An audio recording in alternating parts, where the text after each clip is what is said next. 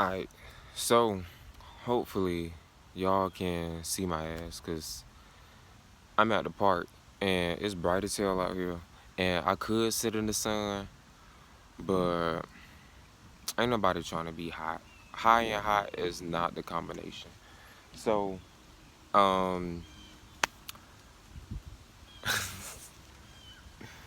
it's crazy that I'm finna talk about this because this has always been like a topic that I don't talk about with anybody. Like my dad, I don't talk about my dad to anybody. Only person I talk about my dad to would be like my mom or just anybody who knew him. But other than that, like I don't talk about him. So backstory is, from my understanding, okay, so my mom raised me from my understanding. And I keep feeling like I'm hearing stuff. But from my understanding, my mom raised me or whatever. But uh well, I should give a better backstory because that really wasn't a good backstory. So, my mama is Filipino. My daddy is black. He was in the, I don't know what he was in. He was in the military. I don't even know what. But he was in the military, was in the Philippines. He met my mom. And then they had a child, or they got married, had a child. Their first child was my big sister. And then 6 years later was me. So, um,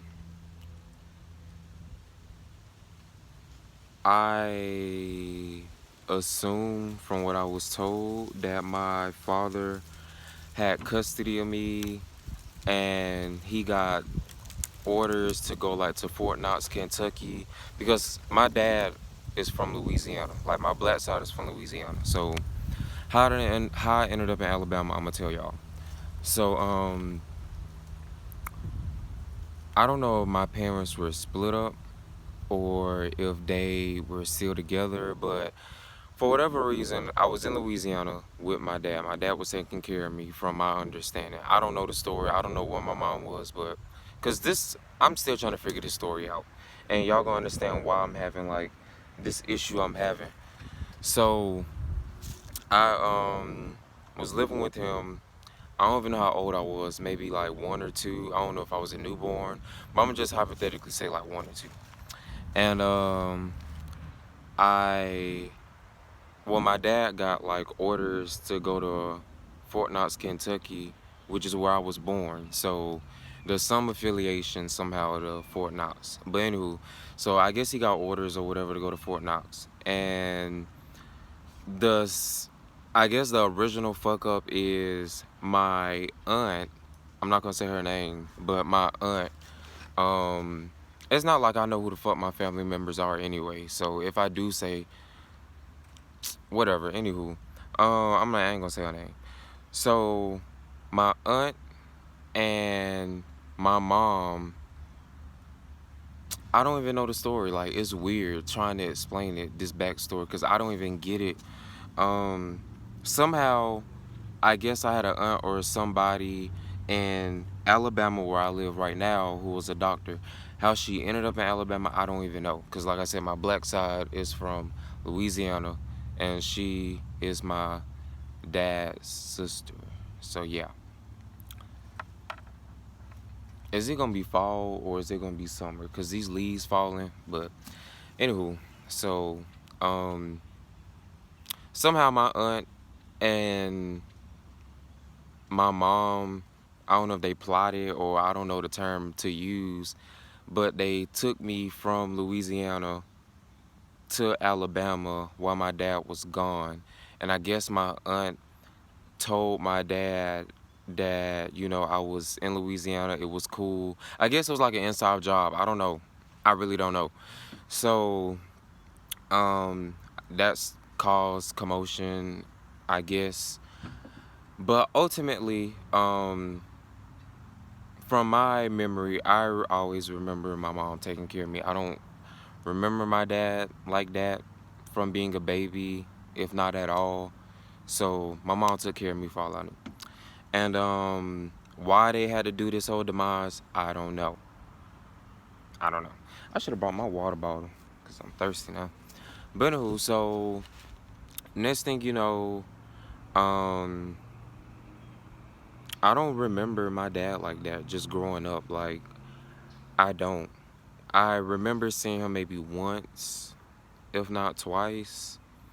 And then all I really remember from my dad is like me always trying to get in contact with him, trying to figure out how can I call him, how can I talk to him. I mean, you can ask my mom one day, this is before I even knew how phone books worked. And this is when phone books was a thing. Like, phone books, everybody had a phone book. And I think I still get phone books. I don't know, but that's all talk. So I remember I went through like the phone book trying to find my dad, like going through every single page of the phone book. My mama was like, I don't know if I asked her or she asked me, but somehow she told me that, well, for one, it's a local phone book. So it's not like I don't know. I was too young to know that I'm not gonna find someone who's in Louisiana or whatever in this phone book. So I just figured that's just how it worked. And I remember doing that, and then somehow I figured out that he moved to Alabama, and I guess he been living in Alabama. I don't know. I was a correctional officer, or I don't know. It's weird trying to explain a story that I really just don't know. But here I am trying to explain it to y'all. And oh, and yeah. So enough of the backstory. So really, the main point of this video, because I already see I'm 7 minutes in, um, is my dad is dying, and I don't know how to really feel about it. I turned 23 last week, and this was exactly when I found out he was dying. I have one aunt in the family who I stay in connection with, like we talk, and she tells me everything. And she sent me a text and was like, happy birthday, hope it was great. And I just wanted to let you know that your dad is dying, and that yeah, if you got anything to say, like, say to him.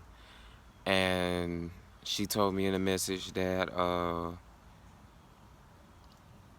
he gave up, and that the doctors gave up, and that he just wants to see his two kids, me and my big sister, and his granddaughter, my niece. Um, and yeah, like, this is like the end. And what's crazy is I got this like death call some years ago, and back then, like, this was, I want to say, like, maybe 2015 when I was in college. I got the death call then that something was wrong, and I really was just on some fuck you shit, I think. And I was younger. I still am kind of on some fuck you shit, but like I molded it to be the bigger person, if that makes sense. Um so for this whole week, I just been thinking, and I wasn't gonna make a video about it because this is something like I don't talk about. I don't talk about my dad to anybody, and I just keep thinking about it so much, and it's like I might as well just talk about it and just get it, you know, opinions or anything. I don't know. Um, it's crazy because me and my dad don't have a relationship, sort of say. Like, we have interactions with each other. We don't really have a relationship. Like in 2012, I wanted to stay with him for Christmas break, and cause my mom and my little sister were going to the Philippines, cause my mom is Filipino.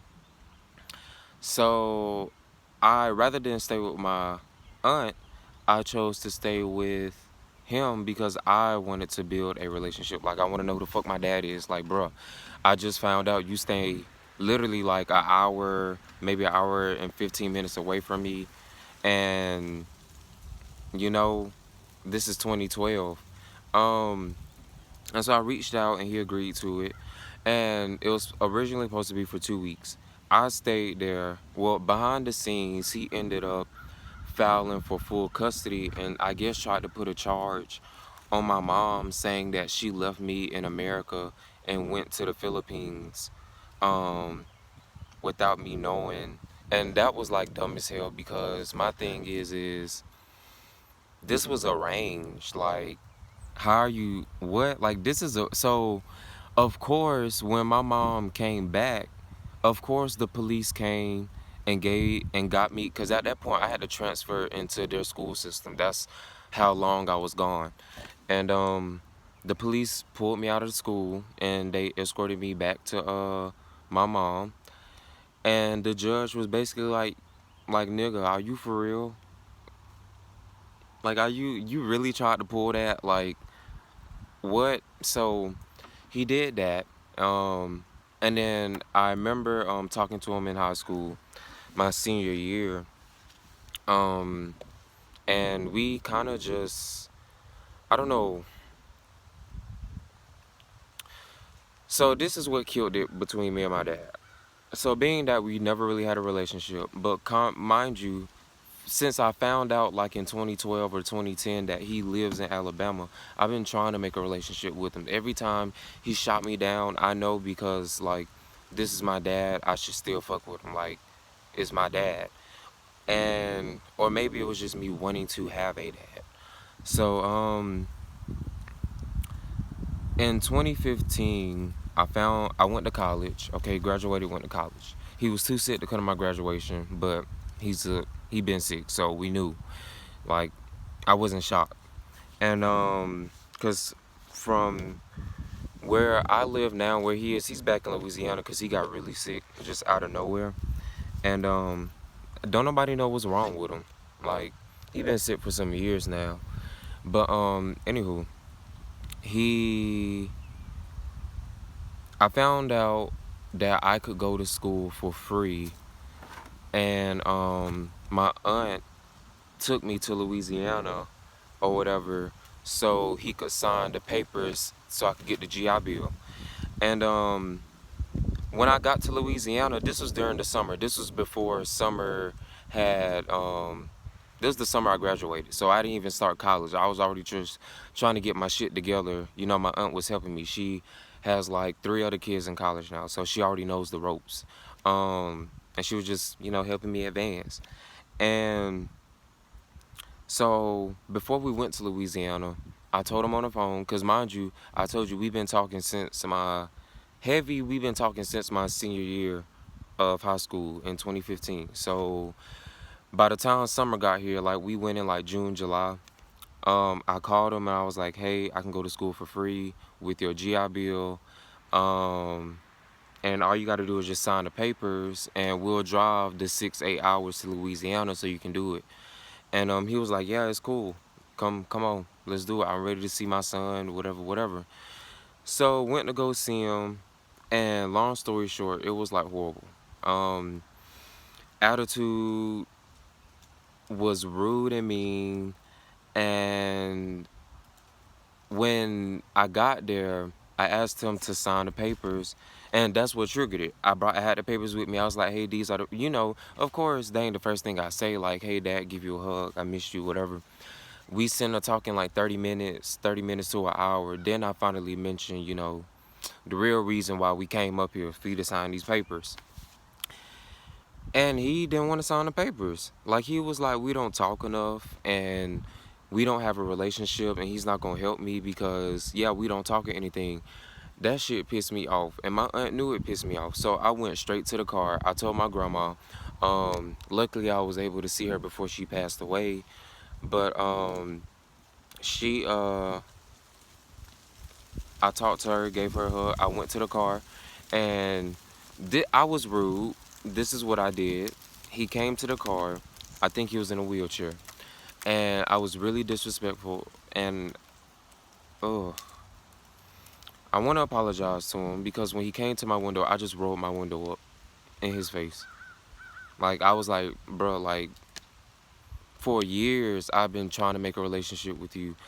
I never asked you for $1. I never asked you for nothing. I depended on my mom for everything. My mom did everything for me. And all I'm asking you is to sign this paper so I can go to school for free. It's not gonna take away from your money. It's not gonna fuck with you at all. So for you to do that, and then we drove like 6, 8 hours just to come see you. So my aunt knew I was mad, and so she got in the car. She talked to him for like 10 more minutes. I was with my cousin too. She got in the car behind me. We waited for my aunt, and then we just left. And I ain't had shit else to say. And then I want to say New Year's of 2016, New Year's night. I was in church, and then he texted me. He was like, "You're going to hell," or just some dumb shit. Like, he was like, "You're going to hell," basically. Like, God doesn't like ugly, and while I'm gonna ascend to heaven while you rot in hell or something like that. And that right there, like, I knew the school shit made me mad, but well, I skipped the whole chunk. I skipped the whole chunk. So after the summertime, that pissed me off. October came. It was time to register for classes for the next semester. And I found out I had like a $4,000 balance. So what happened was I called my dad. Well, I called my sister too, but I called my dad, my big sister. And because one thing for y'all to know, between me and my big sister ended up staying with my dad, and my mom ended up raising me. So me and my big sister were always split from each other anyway. Um, so yeah, that's just how it was. Also, just to throw that in. But I called my dad. I was like, "Hey, so it's either like I really need your help. Like basically, I'm begging you at this point. Like I'm begging you. My mom already had moved back to the Philippines because after I graduated, the deal was she moved back to the Philippines because my big brother plays professional basketball there. So he said like he good. And of course, I want my mom to live her best life. So go. My aunt is gonna take care of me. I'm in college. It's cool. Um, so yeah, I called my dad like, I need your help. Whether you can just pay the $4,000 and I just pay you back, or you do the GI Bill. I just need your help. And the thing about it is money wise, I know you got it because through the grapevine, you built my big sister a house after she graduated or some shit like that. Like you, whatever, like daddy's girl, so it's cool. I'm mama's boy, whatever. I don't expect you to do nothing for me anyway. But for you to always say you want this relationship, you treat me like shit. I don't get it. So I just ended up begging him, and he was like he's gonna help me. And so my financial aid counselor, whatever, she told me that all we can do, she understood that my dad was sick and he was in Louisiana and that I'm in school. So I couldn't just go to Louisiana to have him sign a paper. So she was like, she'll just fax the paperwork to my big sister who's a teacher, and all my big sister has to do is just get it to him and have him sign it. Now, issue number one is I didn't really trust that my big sister was going to give him the fax paperwork because yeah, of course, when I asked her could she do it, overall you're going to be like yeah, because I'm not asking you to do much other than to get this paperwork for your little brother, have it signed, fax it back. That's really just all that is to it. I'm not asking you to send me $20,000. I'm not asking you to drive 6 hours away. Like, you know, just fax it. Like you work at a job that has faxing, so just do it. Um, but whatever. I had faith that she would. So before I could even get to that point, I want to say like for 2 weeks we've been going back and forth about faxing and doing all this shit. So this is the most embarrassing thing that happened to me at college, just period. Um, my dad ended up calling my counselor and my financial aid advisor, counselor, whatever they call, and ended up telling her that he's not finna sign no paper because we don't have a relationship. And that shit fucked me up because when I went to the counselor, I was going to her with good news. I was going expecting good news because at that point she knew I had a schedule, classes and stuff. So she had his number on her desk to constantly just be able to just call him personally and, work on it even when I'm not around. So I thanked her for that. So when I came in, I sat down, I'm happy and shit, like, oh, I'm about to register for classes. I'm about to get this financial hold off. She tells me that, and I don't want to cry in public because I ain't even trying to let people see me like this. Nah. But she tells me that he said he's not going to sign it because, yeah, we don't have a relationship. And when I tell you, and I don't want to bring race into it, race does not have shit to do with anything right now.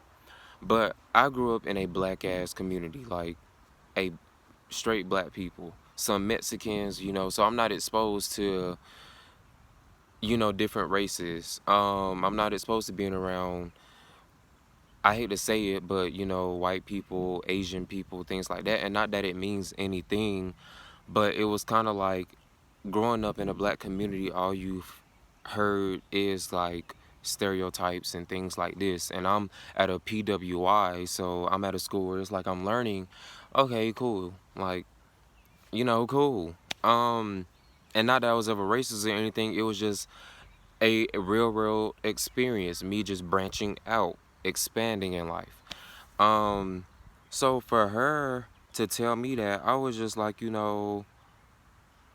now you got this woman looking at me possibly like I'm just a pity case and I'm not surprised by this or whatever, because even though, yeah, I've learned a lot of good things about being around other races, I've also learned racism being around, like I've witnessed a lot of those stereotypes that I've heard growing up in a black community. So, whatever.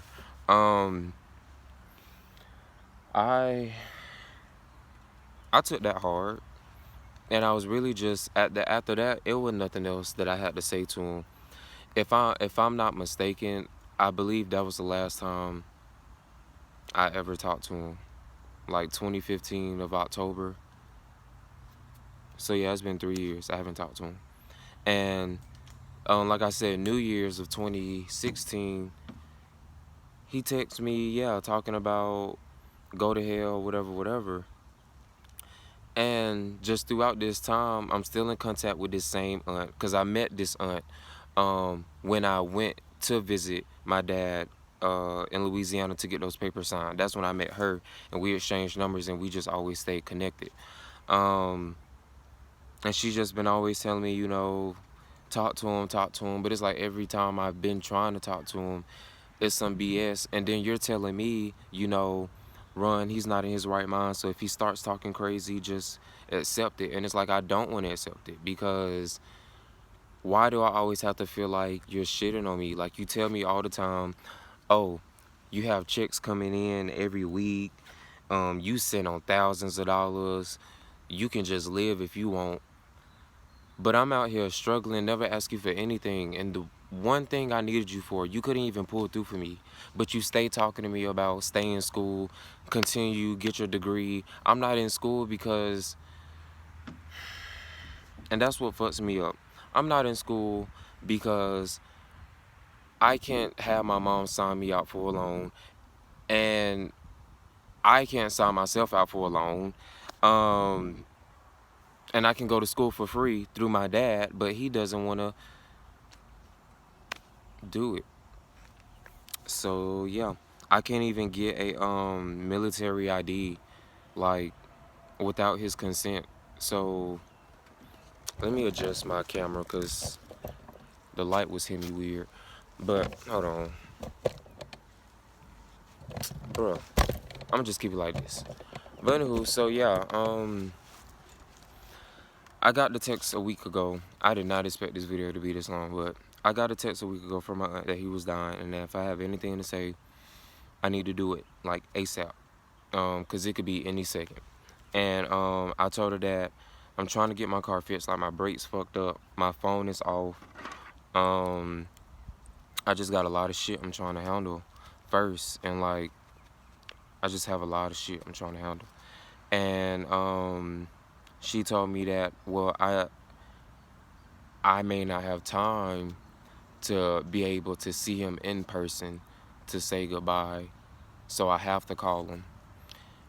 And for a week now, I just been thinking about it every single day, like all day, all night. It's just been fucking with me. And I'm just stuck between like calling him and it be the same BS. And I just get so mad because it's like you're finna die. And I don't think you'll ever just get where I ever just came from. And it's like I told you these things and you still just don't get it. And the thing about it is I don't feel like anybody would bring a child into this world and not want the best for their child. And that's what just mind fucks me. Like, it blows me away. And I went so long, 23 fucking years, trying to just know him and get to know him. And it's like now you're finna go at any second and I don't know anything about you. You don't know anything about what I've been through. You don't know about the times where I wish I needed, like where I wish I could just talk and just have you and just, I wonder all the time.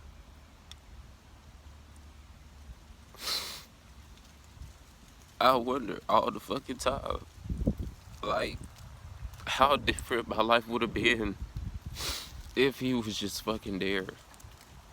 Whether it was just guidance or just my first car, it's just anything like.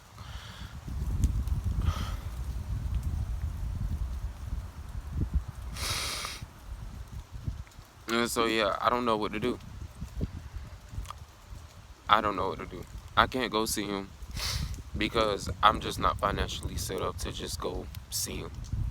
Um, I gotta get my car and shit together. And it pisses me off because it's like, when I wanted you to be there, you didn't want to be there. But now that you're dying, you have all of this desire and just, you want to talk, you want to communicate, you want a relationship. And it's like I want to give you that peace of mind because I don't want you dying and without your, who wants, I don't want anybody dying without their peace of mind. Like, what? But at the same time, it's like, after you get what you need, all I'm gonna what really have is what? Closure. Because if we're talking about closure, I had closure with him. After 2015, that was all the closure I needed. Like, I begged you over the phone. And rather than just tell me, you tell this woman and want to say that I'm the reason that our relationship is so fucked up because I don't try. Bruh.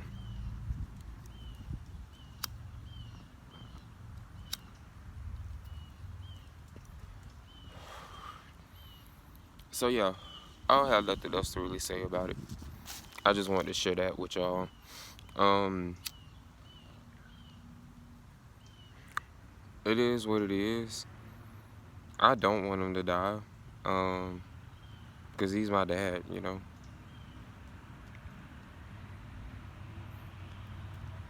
And even though like we never had a relationship, it was always comforting to know that at any time I could talk to him. But now it's like the end. It's like the end game.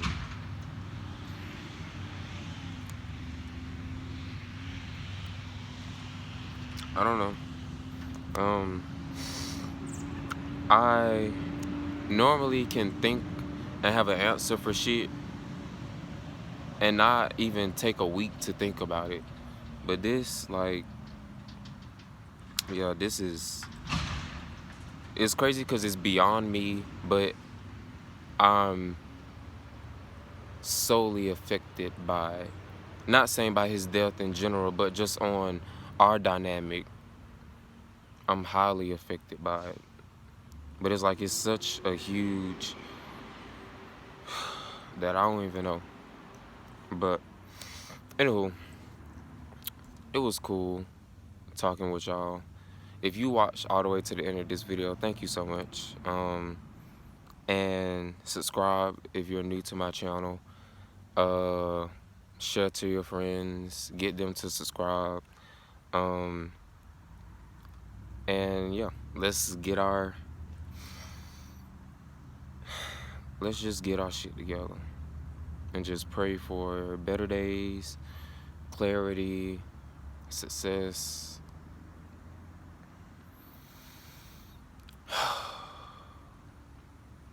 Anywho, Vuggotta gang, I love y'all. I'll see y'all in the next video. Thanks for watching. Peace.